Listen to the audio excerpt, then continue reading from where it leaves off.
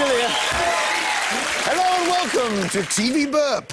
Geek teases wheelchair-bound invisible man on Gadget Geeks.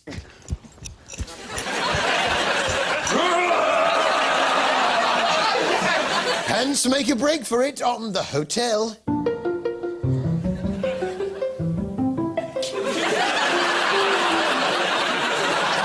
And Ashley exposes himself to Marlon on Emmerdale. I'm not sure what you want me to say. Nothing. I want you to listen. Jodie Marsh, bodybuilder now, on up-and-coming channel D-Max.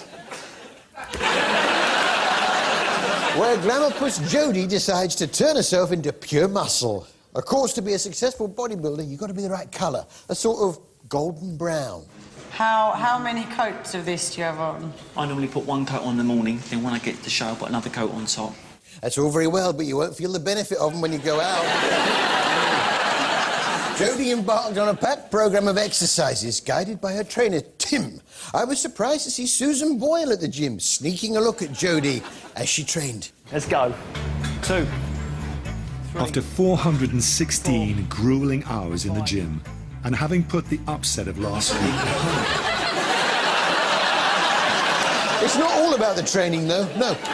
Diet is important for bodybuilding, too. You have to avoid anything sugary, and you'd be surprised what foods contain a lot of sugar. All sugary foods create fat, so everything from mustard to chocolate is banned. Mustard, yeah, very sugary. In fact, sometimes I have one for pudding instead of a yoghurt. Yeah.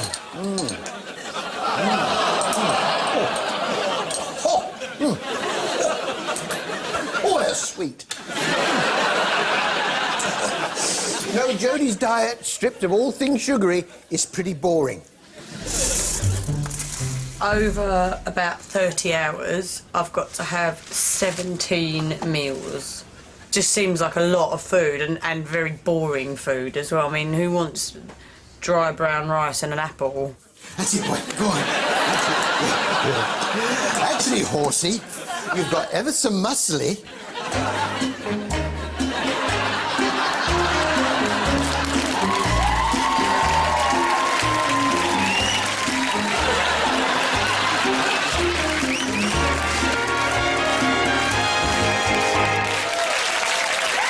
Wild horses.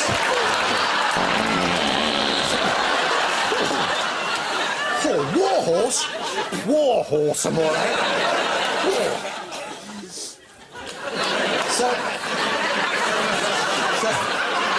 So what's the verdict on Jodie then, Tim? You are looking from the back. You look brilliant. Brilliant from the back, love. The good news is Jodie managed to take 5th place in the bodybuilding contest, and naturally all around her were thrilled.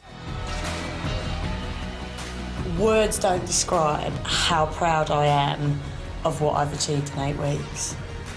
Honestly, don't describe.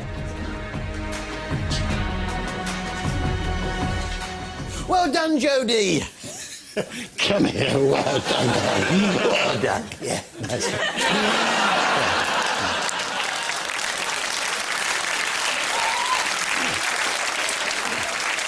I don't know about you, but after you've been watching something like Jodie Marsh, you feel a bit dirty and long for a bit of culture. Well, look no further than Jonathan Meades on France. What are you talking about today, Johnny? Colonial France had an exceptional quasi-Jesuit faith in the potency of environmental conditioning, in the efficacy of nurture, in the force of example, in the acquisition of traits through imitation, in a sort of cultural osmosis. You done what? Faith is, of course, a euphemism for gullibility. It positions itself beyond proof.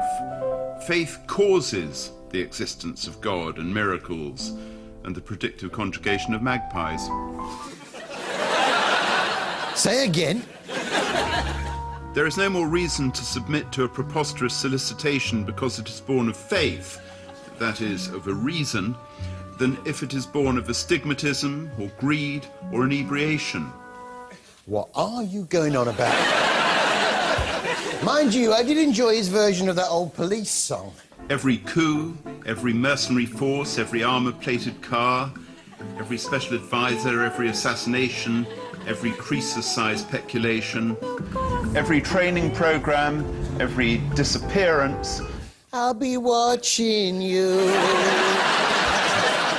Wild at Heart is back on the box. Aim Jamie, let me say ballet. King's Way, Twabagate,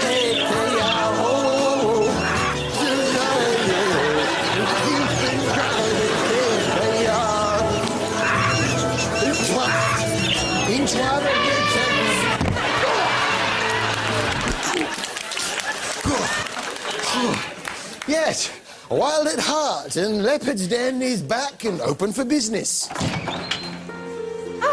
It's never dull, is it? Well, it can be a bit dull. Yeah, but not this week. No, because there was some exciting news. Great news. The fence pens are in stock. They're going to be delivered sometime this week. Doesn't get any more thrilling than that. Top vet Danny Trevanion has teamed up with his rival Ed, but despite the new partnership, there's still a little bit of rivalry between the two camps. Well, don't leave the poor thing in pain. Hey! You missed. Oh, I can be a bit short-sighted. But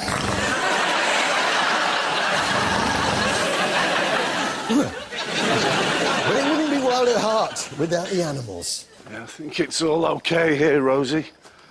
But we best get back. See if Ed needs a hand. Hey, what's that? Looks like a white-tailed mongoose stuck fast in the jackal proofing.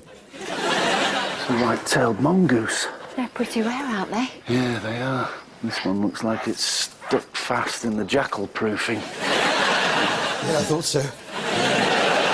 Which brings us to our I beg your pardon of the week. I beg your pardon of the week. All right, neighbor, little what y'all did us this morning. I beg your pardon of the week. Now, what's our old friend Heston Blumenthal up to? I taught myself to cook. Over 20 years of obsessively experimenting in the kitchen and questioning everything to create my magical restaurant dishes. Now I'm going to share my secrets with you so you can cook like me at home. No thanks, not interested. I'm quite happy cooking like my mum. Economy sausages in a cooking sauce, banana custard for pud, then a chewing gum to take the taste away. Good job Heston isn't the only cook on TV. I'm Tom, and I'm a master baker. I beg your pardon? I'm Tom, and I'm a master baker. Master baker? What? For a moment I thought you said... Well, anyway, that's the thing with cookery shows. Out of context, it's so easy to find innuendo. Henry, I began. Quick lesson in pork geography. See what I mean? And then, really carefully, put the pastry on, tease the bone through the hole. That's enough! This was the fabulous Baker brothers, Tom and his brother Henry, who are experts in baking. Well, I don't know about you, but I've always fancied baking bread. Add 200 millilitres of warm water and a pinch of salt. Then give it a mix. 200 millilitres of water, a pinch of salt and some flour. There we are. Put that all in there and give it a mix like that. When it starts to come together into this kind of raggedy dough and all the wetness is combined, I can lose the scales, tip the dough out, and it's time to get kneading. You tip the dough out and you start kneading. That's right, yeah. And unlike a white bread dough, this dough's really wet. Wetter the better. The wetter the better, yeah. Oh, that's a bit too wet. I think we need some more. We need some more flour on that. No, it's gone too dry. We just need a bit more water. And, it's gone too wet again. We need some more flour on that. Oh, it's getting bigger. It's getting bigger. You've got to get the energy into the dough, and it's that will make this super stretchy.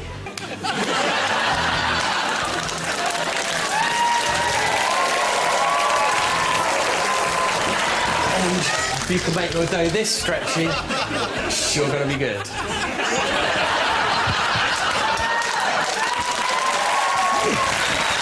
Get it off me! What happens next? What you're going to need is one of these. This is a baking stone. You heat the stone as you heat your oven, and you need to get it super hot. And then as you tip the loaf directly onto the baking stone, you get oven spring, and that's where the loaf jumps up from the base of the oven. Throw it down, and it should jump up. Right.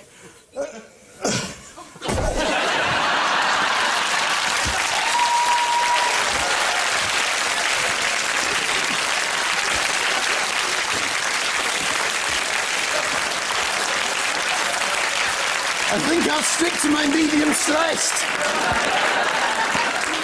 The boys weren't just baking bread. No, they had a little competition to see who could bake the best pie. Go on then, Tom, let's have a look. OK. After 3? Yeah, go on then. 3, 2, 3. Go. So that's what that lump under your towel was. What's that? Braised beef and red wine, totally delicious. What have you got in yours? This is my tri-pie. You've got meat, potato, and then some greens on top. 3 layers. Triumph. Now, I like Henry's braised beef and red wine pie, but then I like Tom's tri-pie, meat, potato, and some greens on top. But which is better? There's only one way to find out.